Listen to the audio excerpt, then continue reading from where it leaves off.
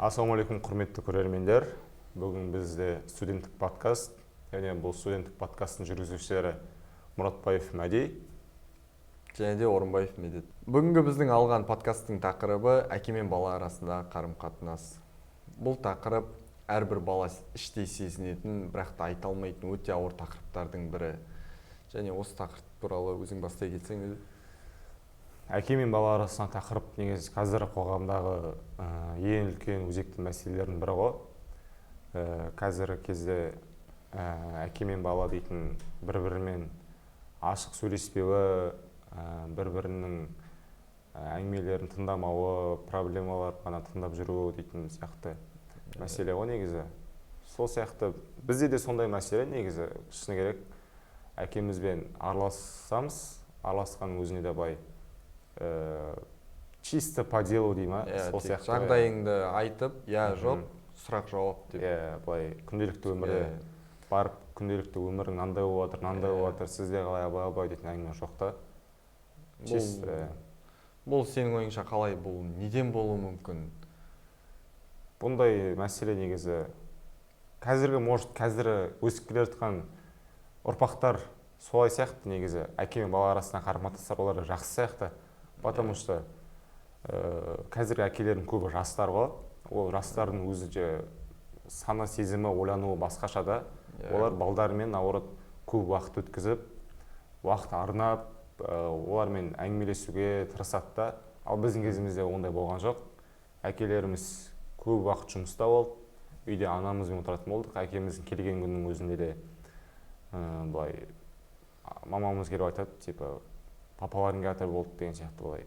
Бадан бері шауып жүрген бала болып жүрсең де папаң келатыр дейтін сөз естігеннен кейін жаңағыдай серьезность келіп, салмақтылық болып, андай басқаша боласың да уже. Банағыдай қылтың-сылтыңды қоясың. Себебі папаң келатыр деген андай ауыр естілетін сөз болды да біз үшін.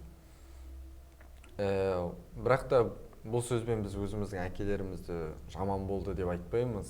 Себебі бұл бір жағынан себебі біздің әкелеріміз бұрынғы кісілер болғасын, ол қаталдық, тәрбие жағынан өте жақсы тәрбиелейтін болды.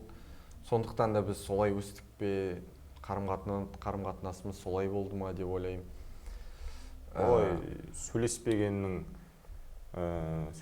сөйлеспесең тек қана болды, әкені жақсы көрмейсің, әкемен араласпайсың дейтін мағына емес. Просто әкемізді енді әрқайсымыз жақсы көреміз ғой. Оның барып бетіне айтпағанымен, біз іштей біліп тұрамыз, оны әкеміз де іштей біліп тұрады. Оны бірақ айта алмайсың да, потому что әкеміздің андай мысы болады, еркектік мысы дейтін нәрсе. Сол басып тастайды да баланы. Басып бала андай айта алмайды, оны барып әкесіне ашық. Ұялама, қысылама, сондай бір қызық сезімдер. Түсінетін болар біз қарап отқан балалар, еркек балалар әрине. Әкеміздің өзі де бізге келіп, балам, мен сені жақсы көремін деген сөзді айтпайды бір жағынан. Айтпаған мені былай. Кейбір істермен көрсететін бар. Істермен көрсетеді, сөздерінің өзі солай қарым-қатынас солай өсіп кетті ма кішкентай кезімізден. Мысалы, сондай ұрпақ қазір бар ма? Қалай ойлайсың? Өсіп келе жатқан балаларда сондай ма екен қарым-қатынас? Олай емес сияқты. Бана айта кеткендей. Қазіргі балалардың сана сезімі, дамуы басқаша ғой. Қазіргі балалар енді еркін өсіп келе жатыр ғой, былайша айтқанда.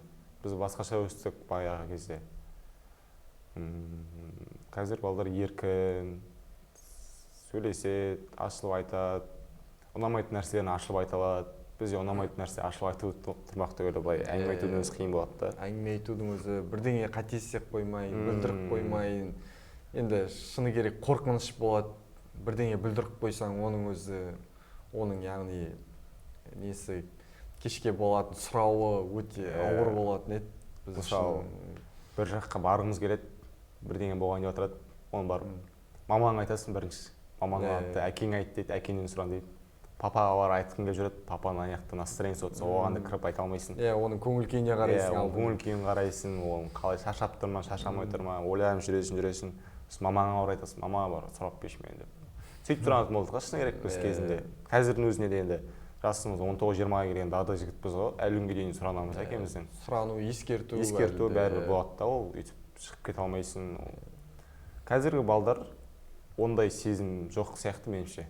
Қазіргі балдар енді себебі қазіргі балдар ғаламтормен бірге өсіп келе жатқан балдар, себебі мүлдем басқа олардың саналары бұны көтермей қалуы да мүмкін. Қазір енді андай психолог, коучтар көп па? Қазіргі сондайларды естіп алады да балдар, типа мен личный границама кірме деген сияқты әке-шешелерін айтып жатады. Дұрыс емес сияқты меніңше. Личный граница. Ата-ана әрқашанда өз баласын жаман болсын демейді. Контрольда ұстағаны бір жағынан жақсы. Біз содан жаман болып өскен жоқпыз. Жаман жерді басқан жоқпыз. Жақсы жерде жүрдік. Уайымдағасын, жаман болсын, жақсы болсын деп айтады ғой негізі.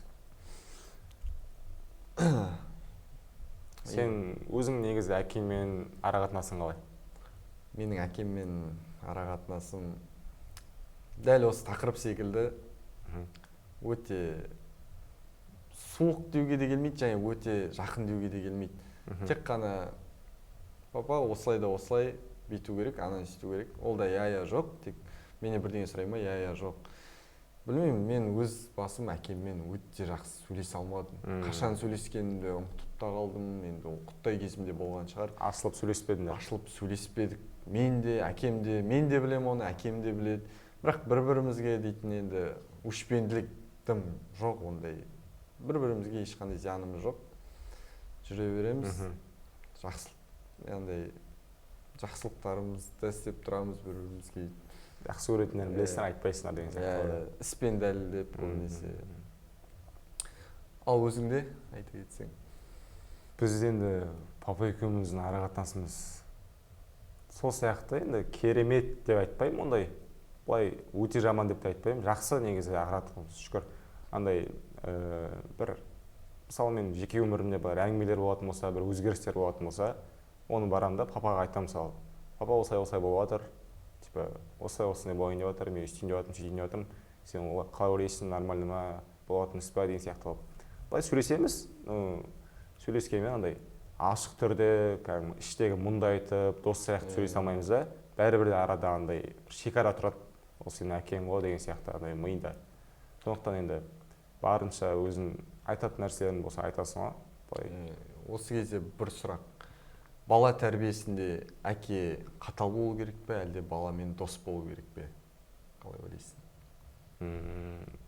Негізі бала тәрбиесінде әкенің рөлі өте қатты әсер етеді ғой.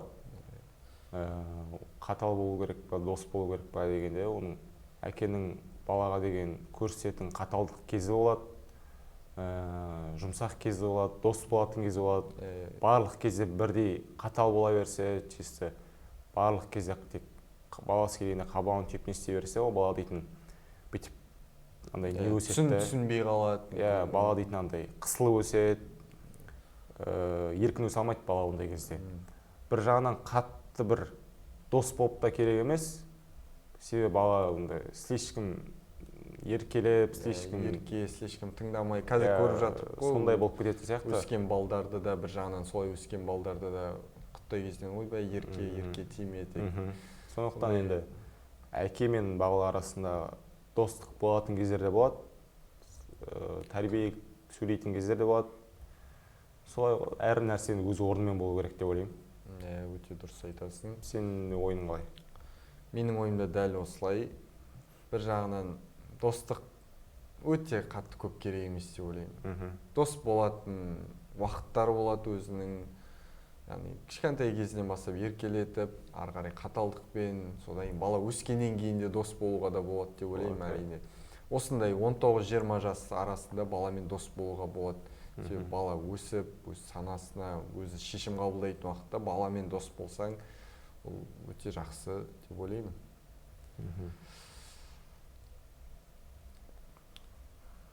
Енді қазіргі таңда тағы да аяқтай беріңдер. Мысалы алда сен өзіңде отбасы құрып әке боласың, сол кезде өзіңнің балаңа деген арақатынасы қандай болады? Енді бұйырса ол күнге жетейік. Ол кезде енді балаға дейтін сол сияқты болатын бар енді. Енді өзіңнің әкең сияқты қаталдықпен қарайсың ба? Қаталдық бәрі. Әлде өзіңнің балалық шағыңды еске түсіріп, кішкене жұмсақ боласың ба? Қаталдық болу керек сияқты бәрібір де. Болу керек ол нәрсе. Былай айтқанда 50-50 дейінші жақсы. Бана өзім айтып өткендей, қатал болатын кезде қатал болып, жұмсақ болатын кезде жұмсақ болып, дос болатын кезде дос болып, тыңдайтын кезде тыңдап білу керек сияқты. Ұрсатын кезде ұрсып деген сияқты. Бала еркін өседі, бір жағынан сенен тәрбиеңді алып өседі, саған қарап өседі деген сияқты ғой. Ендеше осы подкастты пайдалана отырып, өзіңнің әкеңе айта алмай жүрген бір ішіңдегі сөзді айтсаң. Әкеме айта алмай жүрген ішіндегі сөз. Әке, мен сізді жақсы көремін деген сөз бар. Білсе де айтайын енді, әке, мен сізді жақсы көремін деп. Сен де бір айта өтсең бір-екі нәрсе. Мен осы күнге шейін айта алмаған сөзім, әке, мен сізді жақсы көремін. Сіздің маған деген істеген жақсылықтарыңыздың бәрін білемін. Және де осы жақсы көремін деген сөз өте ауыр сөз. Сізге айта алмаймын, әлі де айта алмаймын, неге екенін білмеймін. Бірақ осы подкаст арқылы айтайын. Құрметті достар, сіздер де өз әкелеріңізге осы сөзді айтудан қысылмаңыздар, ашық түрде айтыңыздар. Әкелеріміз аман болсын. Барлықтарыңызға рахмет. Сау болыңыздар.